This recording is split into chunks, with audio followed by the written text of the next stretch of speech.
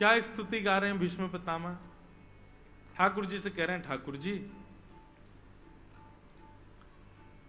इतिमति रूप कल्पिता तृष्णा भगवत सात्वत पुंगवे विभूमने। अब संसार की मेरी मति में इति हो गई। इति का मतलब होता अंत हो गया। अब तक मैं विचार करता था संसार के लिए जी रहे हैं, संसार के लिए ये करना, संसार के लिए, अब मुझे संसार से कोई इच्छा नहीं नाथ, संसार के भावों की इति। अब मेरे भक्ति भाव का प्रारंभ हो रहा है नाथ। मैं मृत्यु प्राप्त करने से पहले अपनी एक अंतिम इच्छा पूरी करना चाहता हूं। भगवान बोले, क्या है तुम्हारी अंतिम इच्छा? बहुत सावधानी से सुनिए सब लोग। भीष्म पितामह कहते हैं, भगवान मेरी एक कुंवारी बेटी है, उसका मैं ब्याह करना चाहता हूं। भगवान बोले, हो बाल ब्रह्मचारी भीष्म पितामह, तुम्हारा तो ब्याह भी नहीं हुआ है और तुम्हारी बेटी भी हो गई। कहां गुण खिला रहे थे? कहां है तुम्हारी बेटी? और ये तो बता दो, ये भीष्म पितामह, ये काका तो तुम हो, काकी कौन है हमारी? ये कहां से हुई है लाली आपको? अरे भैया देखो, महाभारत युद्ध में सब कहते रहते ब्रह्मचारी भीष्म पितामह, ब्रह्मचारी भीष्म पितामह। आज पता चली ये तो कोई ब्रह्मचर्य नहीं है।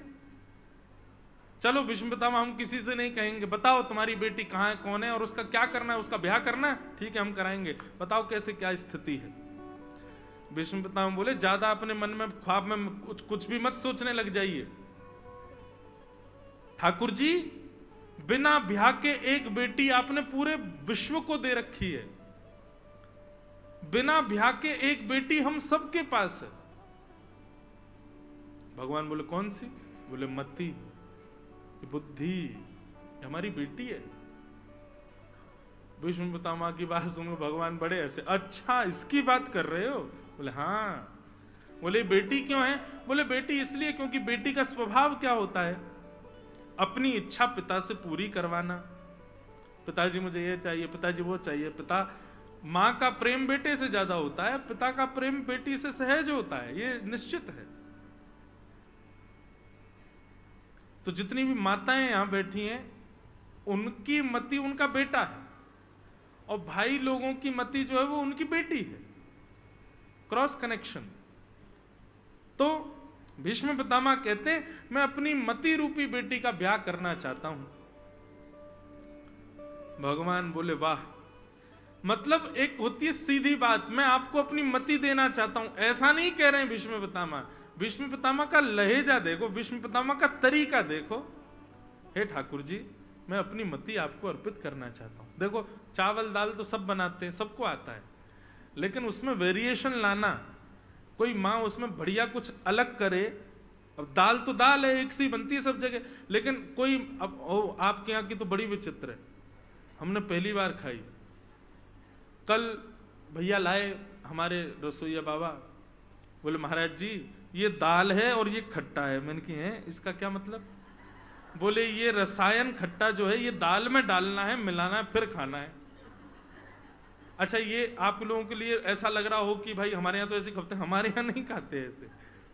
मैंने कहा, तो फिर इसमें क्या करना है? बोले कि इसको, रसायन को दाल में डालो, मिलाओ, फिर खाओ। मैंने कहा, तो जो बनाने वाले थे बनाते समय डाल देते इसको। बोले, नहीं, यहाँ का नियम है, अलग अलग करके खाते हैं। मैंने कहा, वाह भाई, तो वेरिएशन है ना। अब नॉर्मल दाल तो सब बनाते हैं, लेकिन उसमें वेरिएशन किया तो फिर खाने वाले को भी आश्चर्य हुआ कि कुछ तो अलग होगा। और निश्चित ही जब खाई तो वो अलग ही थी कुछ। वो मैंने बिना उसको डाले जब दाल खाई तो बड़ी खट्टी, उसको मिला के खाया तो थोड़ा स्वाद अलग सा आ रहा था। ठीक वैसे ही बंधुओं, भक्ति तो सब कर रहे हैं, लेकिन वेरिएशन देखते हैं ठाकुर जी। आपकी भक्ति में वेरिएशन कैसा है? नवीनपन, कुछ नवीन है कि नहीं? रोज सुबह 4 बजे उठा देते हो, घंटी घुमा के उठ जाओ ठाकुर जी, और फिर महाराज 5 बजे नवा दिए ठाकुर जी, कपड़े पहना दिए, इत्र लगा दिया और चनौरी का भोग लगा दिया, दोपहर में ये भोग, रात में फिर इतने बजे सुला दी। ठाकुर जी भी बोर हो जाते होंगे, पूरे दिन एक सी करता रहता, कुछ नया तो करता नहीं। अपनी भक्ति में नवीनता लाओ, वेरिएशन लाओ। ठाकुर जी भी चकित होते हो, आश्चर्यचकित रहते हो, आज पता नहीं क्या करेगा, कुछ तो नया करेगा। रैदास जी के विषय में मैं कथाओं में सुनाया करता हूं। रैदास जी की भक्ति कैसी, रैदास जी को जब ठाकुर जी प्राप्त हुए तो रैदास जी बोले अब ठाकुर जी को लेकर के अयोध्या जाऊं, द्वारिका जाऊं, वृंदावन जाऊं, बहुत खर्चा होता है और मेरे पे इतना पैसा है नहीं, व्यवस्था मुझ पे है नहीं, और फिर सब जगह भोजन पानी की अपरस की व्यवस्था हो नहीं पाती।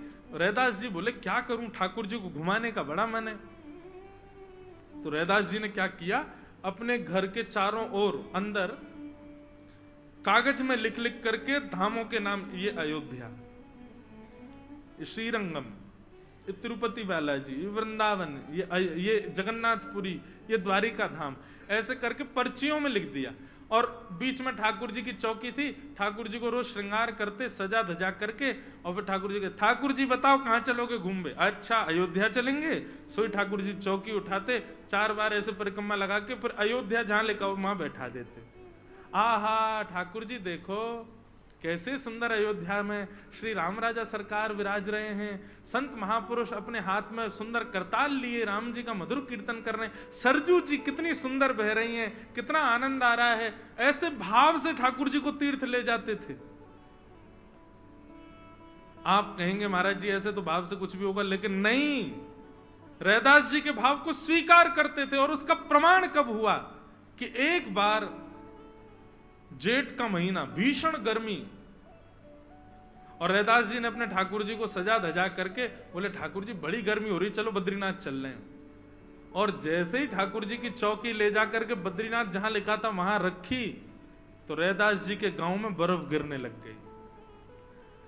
सब लोग सोचने लगे भाई जेठ का महीना, ये बर्फ कैसे गिर रही है। तब जाकर के कुछ वैष्णवों ने बताया, बोले जरूर रैदास जी के ठाकुर जी बद्रीनाथ गए हैं, इसलिए बद्रीनाथ ही यहां आ गया। मतलब रैदास जी की भाव सेवा ऐसी थी कि उनको तीर्थ नहीं जाना होता था, तीर्थ चल के रैदास जी के पास आते थे। इसको कहते हैं भक्ति में नवीनता, वेरिएशन। ठाकुर जी को वो प्रिय है। कुछ कुछ आधुनिक किया करो अपनी भक्ति में, एक सी मत करते रहा करो, कुछ थोड़ा नवीन किया करो। इसका मतलब यह नहीं है कि जगन्नाथ जी सीधे बैठे रहते हैं तो आज उल्टे बैठा दो, नवीनता हो गई, ठाकुर जी आज पैर ऊपर करके बैठो, ऐसा नहीं करना है। अपने भाव में नवीनता लाओ, भाव में नवीनता। भीष्म पितामह कह रहे हैं ठाकुर जी मेरी मति रूपी बेटी के लिए आपसे अच्छा वर नहीं मिलेगा, मेरी मति रूपी बेटी के लिए आपसे अच्छा सुंदर दामाद नहीं मिलेगा। भगवान बोले तुमको तो लगता है कि मैं तुम्हारी मति के लिए अच्छा वर हूं, पर हर पिता को चाहिए पहले बेटी से पूछे कि ये लड़का तुझे पसंद है कि नहीं। अपनी मति से पूछ तो लो उसको हम प्रिय लगते हैं कि नहीं। अब तुम तो चाहते हो कि मति ठाकुर जी के पास जाए, लेकिन मति से तो पूछो कि उसको हम प्रिय हैं कि नहीं। भीष्म पितामह बहुत सुंदर तर्क देते हैं। भीष्म पितामह क्या कहते हैं, ठाकुर जी आपके मुख से यह बात शोभा नहीं देती कि मैं अपनी बेटी से पूछूं कि आप उसको प्रिय हो कि नहीं।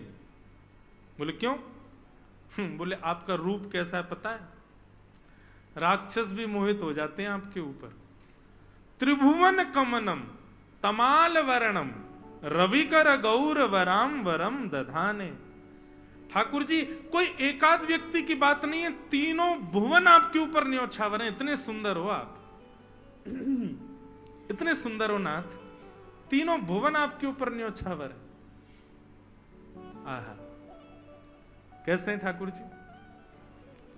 पाग टेढ़ी सिधरे वापे मोती लटकर, डोले ब्रज जो में, डोले श्री वृंदावन में,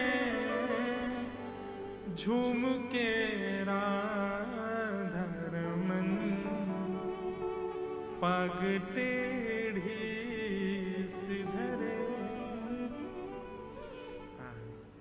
बहुत सुंदर हो ठाकुर जी आप, जो एक बार देख ले आपका हो जाता है। उसमें भी ठाकुर जी का रूप सुंदर है ऐसा नहीं, ड्रेसिंग सेंस भी बहुत अच्छा है भगवान का। हाँ और ये बात भीष्म पितामह कह रहे हैं। बोले कैसा आपका ड्रेसिंग सेंस? बोले त्रिभुवन कमनम तमाल वर्णम रवि कर गौर वराम वरम दधाने। बोले आपने वस्त्र पहनने की भी आपकी युक्ति बड़ी बढ़िया है ठाकुर जी। बोले कैसे? आपका वर्ण कैसा है, आपका रंग कैसा है? बोले तमाल वृक्ष के जैसा आपका वर्ण है, कृष्ण वर्ण, थोड़े काले हो आप। और इस पर आप पहनते क्या हो? बोले रवि कर गौर वराम वरम दधाने। लाइट कॉम्प्लेक्शन, डार्क कॉम्प्लेक्शन यदि बॉडी का है तो उस पर लाइट कपड़े खिलेंगे, और डार्क व्यक्ति डार्क ही पहन ले तो गायब हो जाएगा, दिखेगा ही नहीं बेचारा। ठाकुर जी कैसे? बोले पीतांबरी सबसे प्रिय है ठाकुर जी को, पीली पीतांबरी। हमने जो पहनी है ना, ये बगलबंदी, बगल में बांधते हैं इसको बोलते हैं श्वेतांबर। ये श्वेतंबर है। ठाकुर जी क्या पहनते हैं?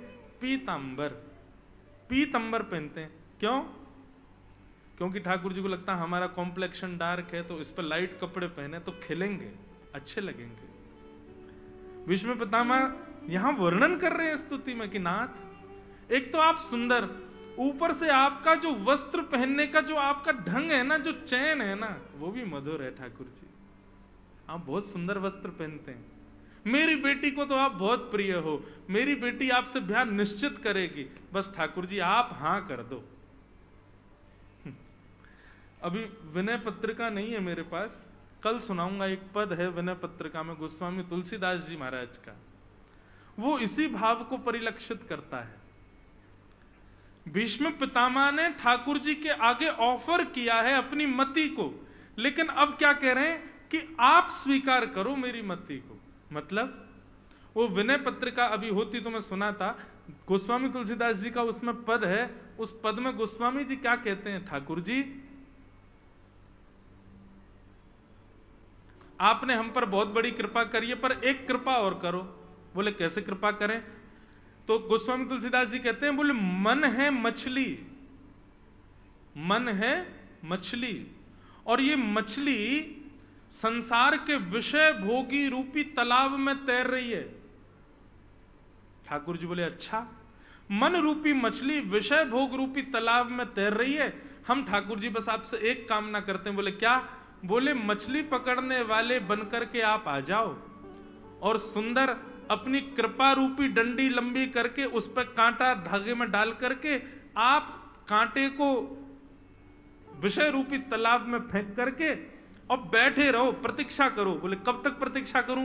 बोले जब तक मैं आके उस कांटे से चिपक ना जाऊं, उसमें मेरा मुख गड़ ना जाए, तब तक प्रतीक्षा करो। जैसे ही कांटे में आके मेरा मुख लग जाए, तुरंत कांटा खींच लेना, मुझको अपनी शरण में ले लेना। भगवान बोले वाह कितने चतुर हो गोस्वामी जी आप, मतलब विषय में पड़े हो तुम, आए हम, कांटा डालें हम, और उसके बाद प्रतीक्षा करें हम।